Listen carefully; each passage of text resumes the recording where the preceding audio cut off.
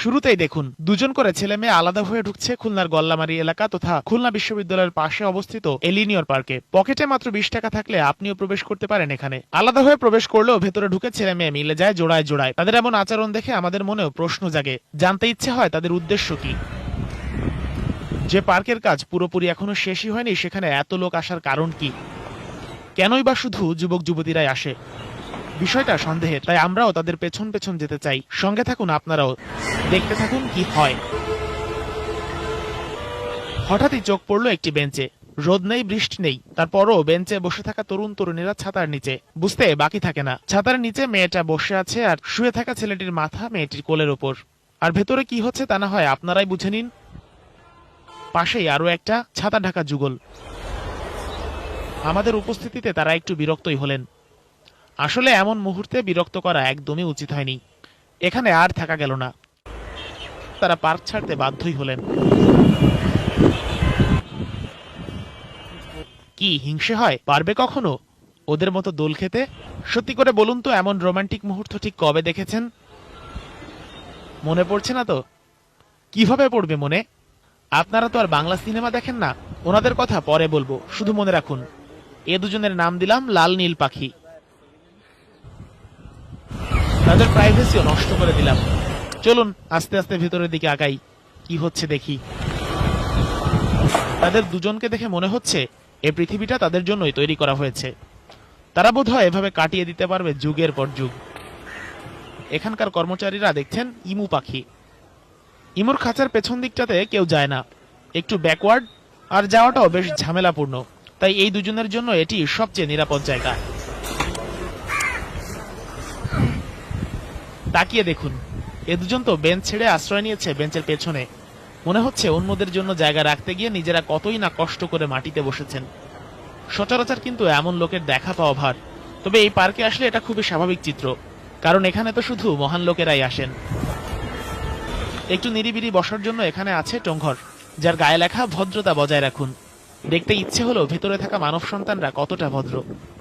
আর দেখার পর তো বুঝেই গেলাম আসলেই তারা বেশ ভদ্র। হিজাব পরা আপু বা তার কোলে মাথা রেখে শুয়ে থাকা ভাইয়া, দুজনই।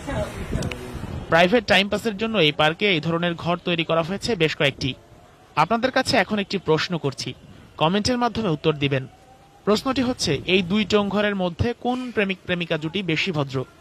প্রথম ঘরেরটি নাকি এখন যাদের দেখছেন? এবার একটু নড়ে চড়ে বসুন। দেখুন ভেঙে পড়েছে সাইনবোর্ড, তৈরি হয়েছে উপযুক্ত পরিবেশ। তবে আমাদের চোখ ফাঁকি দেয়া কি এতই সোজা?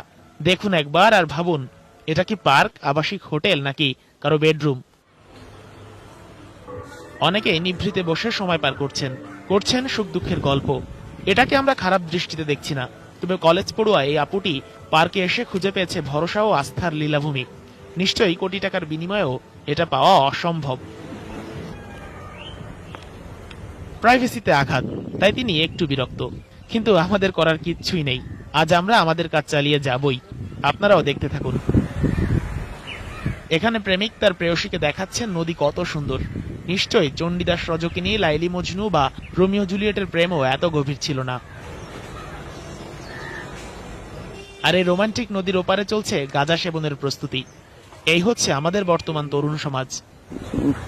লিনিয়র পার্ক প্রেমিক প্রেমিকাদের জন্য হয়ে উঠেছে আদর্শ ক্ষেত্র, যাদের বাধা দেওয়ার কেউ নেই। আর এখন যাদের দেখতে যাচ্ছেন তার জন্য মানসিক প্রস্তুতি নিন, না হলে হার্ট অ্যাটাক হতে পারে। এই যুগলকে কোন সূত্রে ফেলবেন? কোন ধাতু দিয়ে তৈরি তারা? দেখে মনে হচ্ছে তারা আছে পৃথিবীর সবচেয়ে জনমানব শূন্য স্থানে। আর হ্যাঁ, এরা কিন্তু অনেক সাহসী।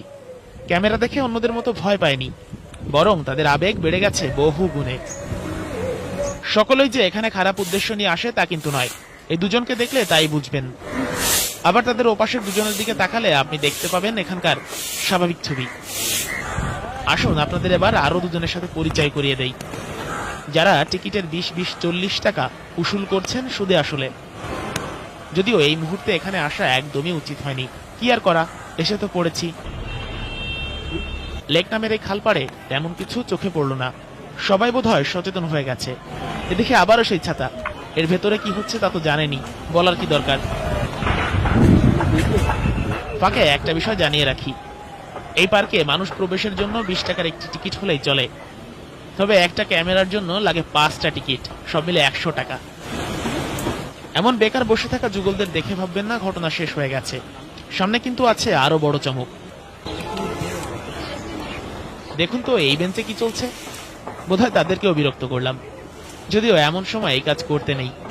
একটু ভালো করে দেখুন। ভাইটি বিরক্ত হলেও আপু কিন্তু কিছু মনে করেননি। এ যুগে কে কার ধার ধারে বলুন। মনে আছে শুরুতে দুজনের নাম রেখেছিলাম লাল নীল পাখি। দুজন তখন গাছের দুপাশে বসা ছিল। এখন দেখুন নীল পাখির কোলে মাথা রেখে শুয়ে আছে লাল টুকটুকে গানের পাখিটি। মনে হচ্ছে সৃষ্টিকর্তা ওনাদের পৃথিবীতে পাঠিয়েছেন এজন্যই। ঘটনা কিন্তু শেষ হয়নি। এই যে বড় টাওয়ারটি দেখছেন, এটাও এখানে আসা ছেলে মেয়েদের জন্য বেশ কাজে দেয়। যদিও এলাকাবাসী ও পথচারীদের চাপে আপাতত এটা ব্যবহার করতে দেয়া হচ্ছে না। পার্ক ত্যাগের পূর্বে আমাদের চোখ পড়ল দূরে আরো একবার। আপনারাও খেয়াল করে দেখুন, বেশ ভালোই বোঝা যাচ্ছে তাদের অবস্থান আর কি করছেন তারা। ভাবুন তো কোন সমাজে আছি আমরা, নাকি নিজেরাই নিজেদের মূল্যবোধকে মাটি চাপা দিয়ে দিয়েছি। আমরা কি এমন দেশ চেয়েছিলাম? ভাবতে গেলে গা ছিমছিম করে, তাই না?